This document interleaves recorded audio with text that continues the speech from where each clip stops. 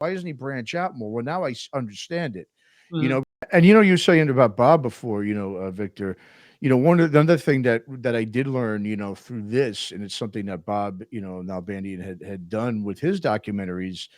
Um, like you said, is that rapport. Obviously, the good thing about both Tanner and I doing podcasts ourselves was we got to kind of vet a lot of these. Yeah, like I said, everybody we had in the film we had interviewed before.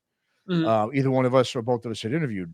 And the one thing I noticed is that, if you notice Bob's films, he normally had, and even his podcast, he kind of had his sort of, I don't want to say his boys, but he had Yeah. his network of people. Why doesn't he branch out more? Well, now I understand it, Mhm. because when you're going to put time and money and resources and all this stuff into something like this, and you're going to dedicate yourself to it, you definitely want to make sure the people that you're going to have in it are going to do the same, Mhm. So because of that, he already knew his trust us, and it was so easy to get stuff. Like I said, he was giving us more than we would have been asking for because of that. Mhm. And that's the thing that I learned, with Bob was he had his network of people that he had featured a lot in his stuff.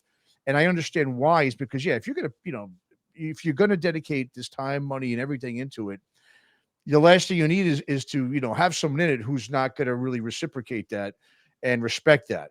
Mhm. And we were lucky enough that for the most part, everybody did do that.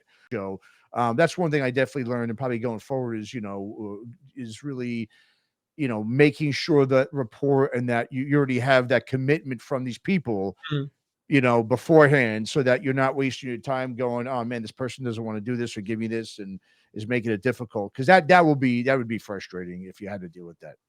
Yeah, definitely establish the groundwork first before you even invest your time to want to complete this.